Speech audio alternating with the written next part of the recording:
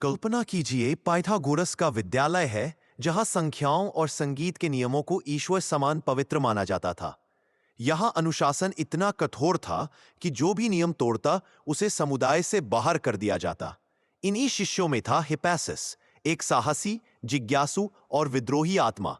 कहा जाता है कि एक दिन हिपैसिस ने एक ऐसा गणितीय रहस्य उजागर कर दिया जिसने पूरे पाइथागोरस समुदाय की नींव हिला दी। वह रहस्य था इरैशनल नंबर्स, अपरिमेय संख्याएं का अस्तित्व, यानी ऐसी संख्याएं जिन्हें किसी भिन्न फ्रैक्शन के रूप में व्यक्त नहीं किया जा सकता, जैसे रक्तु। उस खोज ने पूरे विद्यालय को हिला दिया, क्योंकि पाइथागोरस और उसके अनुयायी मानते थे सब कुछ संख्या है, और वे विश्वास करते थे कि हर चीज को पूर्ण संख्याओं और अनुपातों से समझाया जा सकता है। लेकिन हिपैसिस की खोज ने इस विश्वास को तोड़ दिया। किंवदंती है इस खोज के कारण उसे भयानक सजा मिली। कुछ कहते हैं उसके साथी शिष्यों ने ही उसे समुद्र में डुबो दिया ताकि यह रहस्य बाहर न फैले। और इस तरह हिप्पासिस गणित के इतिहास में पहला शहीद कहलाया जिसने सत्य बोलने की कीमत अपनी जान देकर चुकाई। हिप्पासिस का जन्म ग्रीस के दक्षिणी इटली वाले हिस्से मेटापोंटम या प्रोटन के आसपास माना जाता है, यानी वही जहां पाइथागोरस और उसके शिष्य गणित और दर्शन का एक गुप्त विद्यालय चलाते थे। वह कोई साधारण शिष्य नहीं था।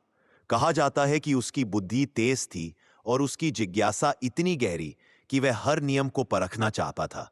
पाइथागोरस का विद्यालय सख्त अनुशासन वाला था। यह केवल गणित पढ़ाने का स्थान नहीं था, बल्कि एक आध्यात्मिक सांस्कृतिक समुदाय था। शिष्यों से अपेक्षा की जाती थी कि वे गुरु की हर बात को सत्य माने, रहस्यों को गुप्त रखें और अपनी खोजों को आम जनता से साझा न करें। संख्या और अनुपात उनके लिए सिर्फ गणित नहीं थे, बल्कि दैवीय सत्य थे। वे मानते थे कि संपूर्ण ब्रह्मांड को संख्याओं और अनुपातों से समझा जा सकता है। लेकिन हिप्पासिस ने कुछ ऐसा खोज लिया जिसने इस विश्वास की जड़ें हिला दी। कहा जाता है कि वह एक वर्ग स्क्वायर के विकर्ण की लंबाई निकालने की कोशिश कर रहा था। यदि वर्ग की भुजा 1 है तो विकर्ण सिवाय 2 होगा। लेकिन समस्या यह थी कि सिवाय 2 को किसी भी पूर्ण संख्या के अनुपात PQ में व्यक्त नहीं किया जा सकता, यानी सिवाय 2 एक अपरिमेय संख्या, इरैशनल नंबर है।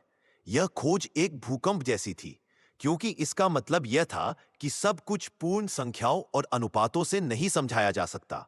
पाइथागोरस का महान सिद्धांत सब कुछ संख्या है अधूरा पड़ रहा था। अब सोचिए, उस समय जब संख्याओं को पवित्र और दिव्य माना जाता था, हिप्पासिस की खोज ऐसा था जैसे किसी ने मंदिर की मूर्ति को तोड़ दिया हो। पाइथागोरस समुदाय में इसे खतरनाक राज माना गया। किंवदंती कहती है कि हिप्पासिस को इसकी भारी कीमत चुकानी पड़ी। कुछ कथाएं कहती हैं कि उसके साथियों ने ही उसे समुद्र की यात्रा पर धकेलकर डुबो दिया ताकि यह रहस्य दुनिया तक न पहुंचे। कई इतिहासकार इसे पहला गणितीय शहीद कहते हैं। लेकिन चाहे उसका अंत जैसा भी हुआ हो, हिप्पासिस ने दुनिया को यह सिखाया कि सत्य को छिपाया नहीं जा सकता। भले ही लोग उसे दबाने की कोशिश करें, लेकिन वह समय के साथ जरूर सामने आता है।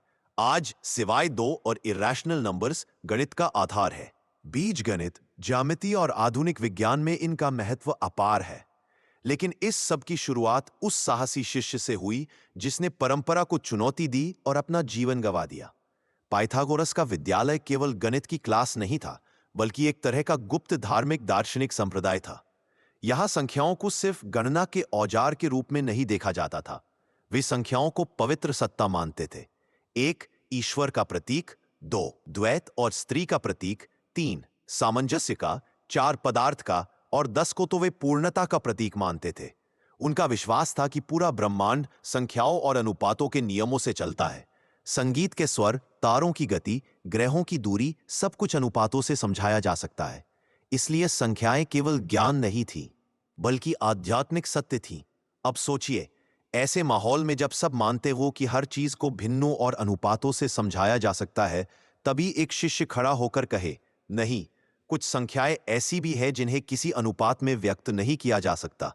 यानी ब्रह्मांड में ऐसे सत्य मौजूद हैं जो उनके पवित्र नियमों से। यह केवल गणितीय चुनौती नहीं थी, यह उनके पूरे धार्मिक दार्शनिक विश्वास को हिलाने वाला विचार था। यदि एक संख्या अपरिमेय हो सकती है, तो शायद ब्रह्मांड का बहुत बड़ा हिस्सा भी अव्यवस्थित और मानव तर्क से परे हो सकता है। धार्मिक खतरा और विद्रोह यहीं से समस्या शुरू हुई। पाइथागोरस का संप्रदाय बेहद कठोर और गुप्त था। उनका मानना था कि जो भी रहस्य समूह के बाहर बताए गए वह देवताओं का अपमान है। किंवदंती है कि हिप्पासस ने यह खोज न केवल अपने साथियों को बताई, बल्कि उसने इसे बाहर भी साझा किया। शायद उसने इसे ज्यामितीय चित्रों और प्रयोगों से आम जनता को दिखाने की कोशिश की। बस यही उसका पाप बन गया, क्योंकि इसने पाइथागोरस संप्रदाय की नींव और उनकी रहस्यमय शक्ति पर प्रश्न चिन्ह लगा दिया। कुछ परंपराएं कहती हैं हिप्पासस को समुदाय से निकाल दिया गया। कुछ कहती हैं उसे समुद्र में डुबोकर मार दिया गया ताकि यह रहस्य हमेशा के लिए छिपा रहे। चाहे जो भी हुआ हो, एक बात तय है, उसकी खोज को इतना खतरनाक और पवित्र नियमों के खिलाफ माना गया कि उसका जीवन बलि चढ़ गया। आज हम जानते हैं कि इर्रेशनल नंबर्स गणित और विज्ञान के लिए कितने अनिवार्य है। बीजगणित, कैलकुलस, भौतिकी सब इन पर निर्भर है। लेकिन उस समय यह विचार परंपरा और आस्था के खिलाफ बगावत जैसा था। हिप्पासस की कहानी हमें यह याद दिलाती है, कभी-कभी सत्य केवल गणितीय या वैज्ञानिक नहीं होता, वो धार्मिक, सामाजिक और राजनीतिक भी होता है। और कई बार सत्य को उजागर करने के लिए इंसान को सबसे बड़ी कीमत चुकानी पड़ती है।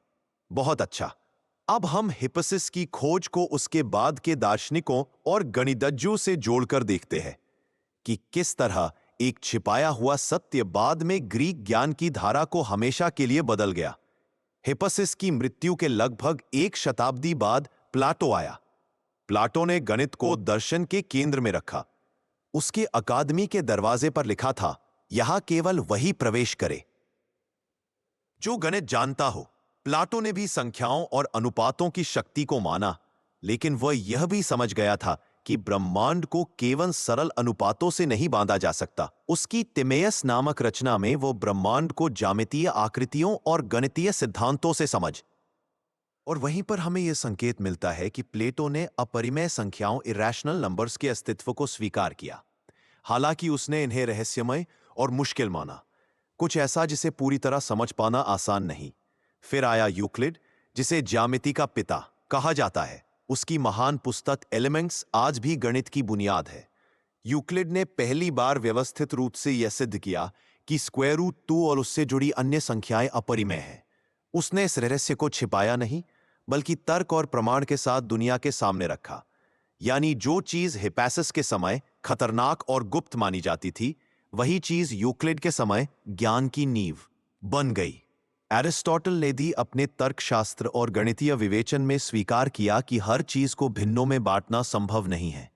उसने इर्रेशनल नंबर्स को एक प्रकार की अनिवार्य सच्चाई माना, कुछ ऐसा जो हमारे दिमाग को चुनौती देता है लेकिन जिसे नकारा नहीं जा सकता। इस तरह हिप्पासस की खोज ने दर्शन और गणित दोनों को प्रभावित किया। प्लेटो ने इसे दार्शनिक और रहस्यमय रूप से देखा। यूक्लिड ने इसे गणित का हिस्सा बनाकर दुनिया को व्यवस्थित रूप से दिया। एरिस्टोटल ने इसे तर्क और विवेचन की कसौटी पर स्वीकार किया। और आज विज्ञान, इंजीनियरिंग, कंप्यूटर हर जगह इरेशनल नंबर्स मूलभूत भूमिका निभाते हैं। लेकिन जो बात सबसे महत्वपूर्ण है वो ये है, हिप्पासस का नाम लगभग भुला दिया गया, लेकिन उसकी खोज ने भविष्य की पीढ़ियों को रास्ता दिखाया। वो व्यक्ति जिसने परंपरा के खिलाफ खड़े होकर कहा था कि हर चीज अनुपात और पूर्ण संख्याओं में नहीं सिमटती, वही गणित और दर्शन को गहराई की नई दिशा देने वाला पहला विद्रोही था। हिप्पासस की कहानी हमें यह सिखाती है कि सत्य हमेशा सीधा और आरामदायक नहीं होता। कभी-कभी सत्य वो होता है जो हमारे विश्वासों को हिला दे, हमारी नींव को डगमगा दे और हमें असहज कर दे। पाइथागोरस का विद्यालय मानता था कि ब्रह्मांड अनुपात और संख्याओं के सरल नियमों से चलता है, लेकिन हिप्पासस ने दिखाया कि ब्रह्मांड में ऐसा बहुत कुछ है जिसे नियमों और सीमाओं में बांधा नहीं जा सकता। उसने हमें सिखाया कि ज्ञान का मतलब परंपराओं को दोहराना नहीं, बल्कि उन्हें चुनौती देना है। सत्य को छिपाना संभव नहीं, चाहे उसे कितनी भी गहराई में दफनाया जाए, वह एक दिन बाहर आ ही जाता है।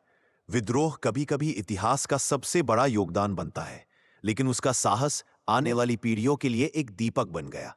उसकी खोज ने प्लेटो, यूक्लिड और एरिस्टोटल जैसे महान दार्शनिकों को दिशा दी। और आज भी जब हम √2 या पाई जैसी संख्याओं का इस्तेमाल करते हैं, तो कहीं ना कहीं हम उस शिष्य को याद करते हैं जिसने सबसे पहले यह कहने की हिम्मत की थी कि ब्रह्मांड पूरी तरह से हमारी सीमाओं में नहीं बंधा।